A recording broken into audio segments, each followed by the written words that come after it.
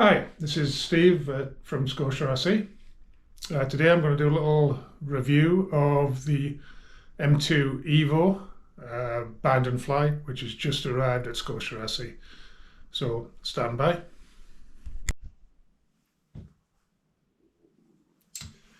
Okay, so here we have the M2 EVO in its box. I'll go through the colours first of all. We've got elegant white, we've got racing yellow, we've got charm orange, and we've got glamour red. All of those in stock. This is the bind and fly version. There is also a ready to fly version that comes with a Radio Master Zorro transmitter, which aren't in stock at the moment but will be soon. So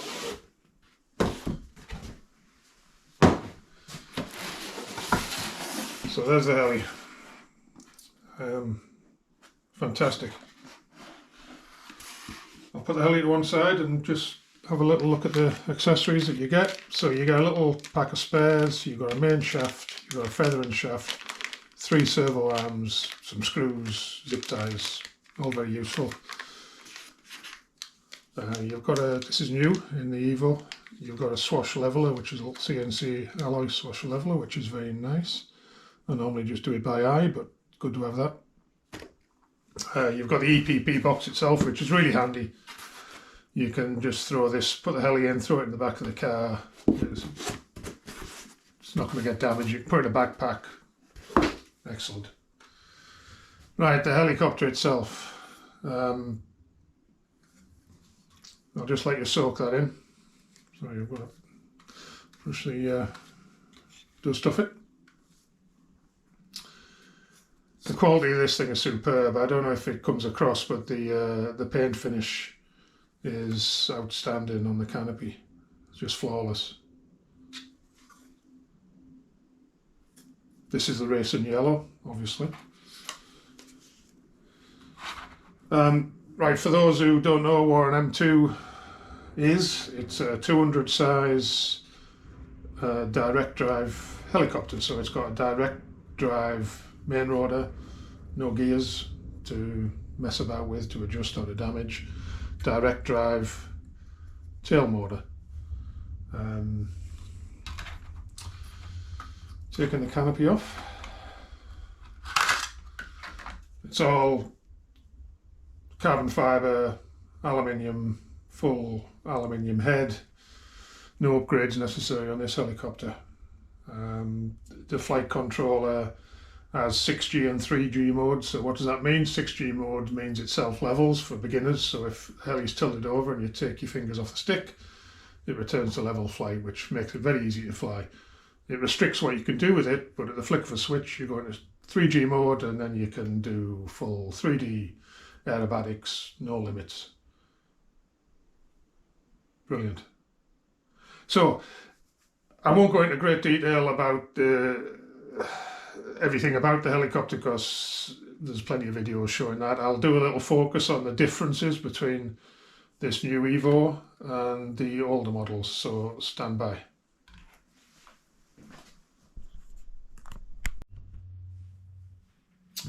Right, what we have here is the M2 EVO and my old M2 Explorer. I'll go through the main differences. You'll see hopefully fairly clearly that the new EVO is a bit bigger. The rotor diameter is increased. The blades on the EVO are 190 millimeters. It was 173 on the old M2 V2 or Explorer. The tail boom's also lengthened. There's a lot more detail differences as well once you start to get under the hood, as it were.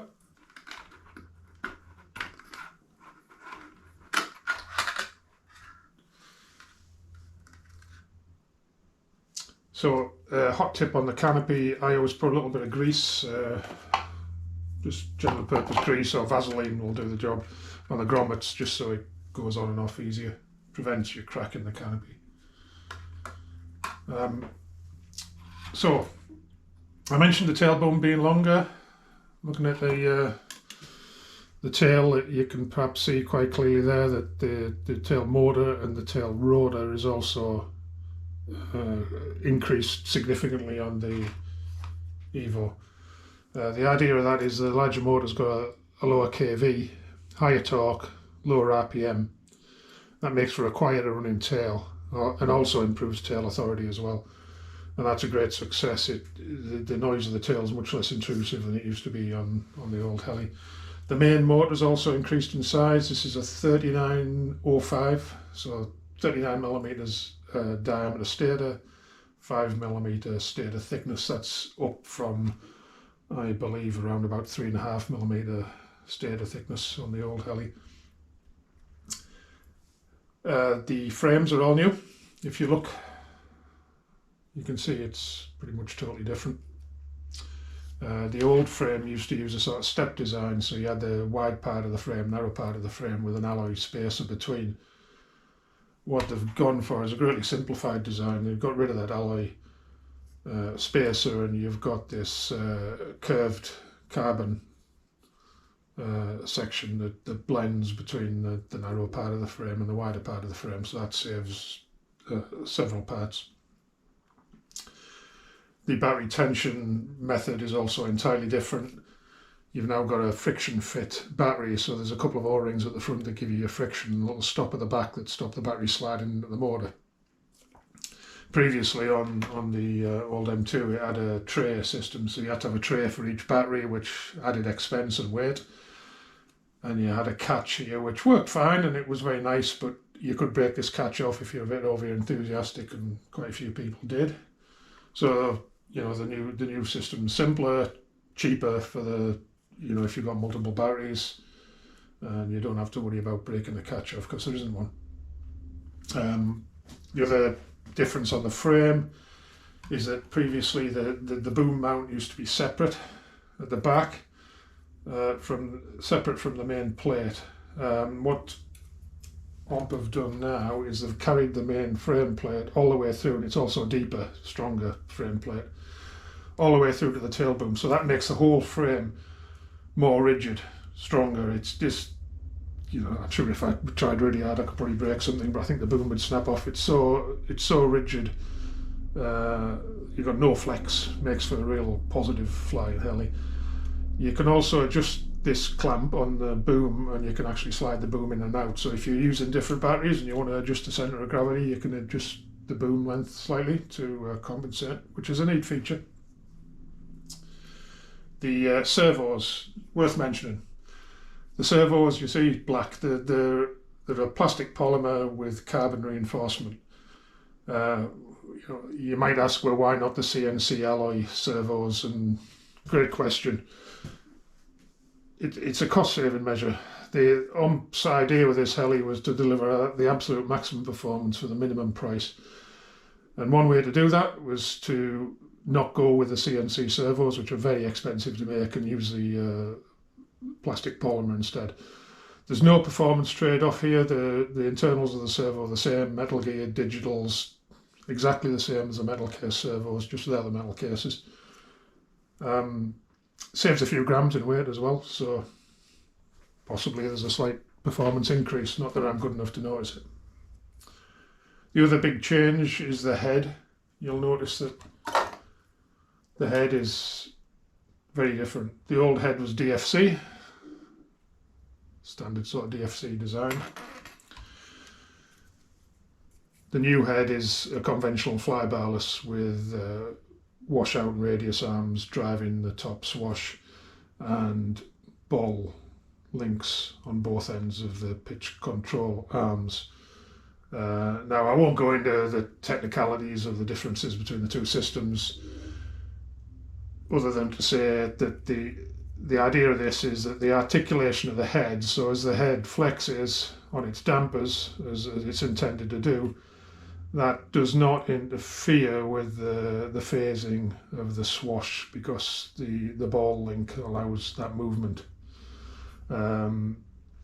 In practice, what does that mean? Well, the advantage it brings is that the old system, at certain RPMs, you would get a certain resonance as the head flexed, and that affected the phasing, that induced a slight resonance. Not many people experienced it. It was only very narrow RPM bands, but that's been engineered out now. So you just don't see that anymore. Now, in terms of flight, I'm not the greatest flyer in the world, I'll be the first to admit, far from it. What I've noticed with this heli is, the tail is superb. Quieter, but it's super locked in, it just doesn't move at all, which is remarkable for a direct drive tail heli.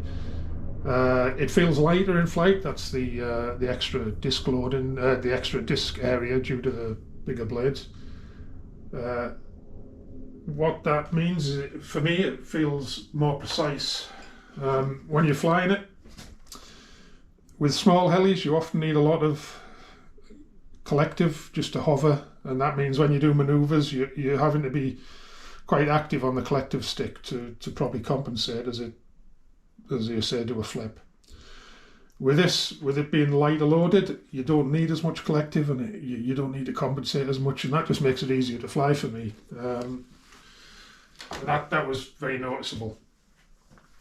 Part of the improvement in the performance, maybe the new blades, you might be able to notice actually that the new blades are glossier. They've got a higher carbon content plastic, the aerofoil's a bit thicker and they're stiffer. So that's perhaps all part of the the improvement in the flight characteristics. You can actually use these blades on the old version and still works fine. I know somebody who's done that. So there it is really. I've not touched too much on the too much into the basics. I mean, the flight controller on the new one is the same as the old one, so it's got the same features as the old one has. It's exactly the same.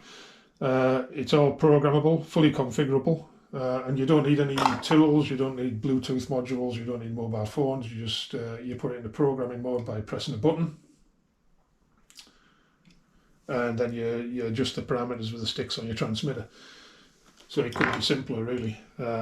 Everybody's got their favourite way of programming flight controllers, but as far as simplicity goes, it's hard to beat this one, to be honest. And that's it. It's a brilliant heli. The price is amazing. The price is quite a lot cheaper than the old M2 V2, which is, these days when everything's going up, is just hard to believe, to be honest. The same price as the EVO used to be. Sorry, the Explore used to be. So the EVO is the same price as the Explore used to be. So you get all these upgrades for nothing. And that's it. What more can I say? Go buy one. They're brilliant. And buy it from ScotiaRC, of course. Thanks.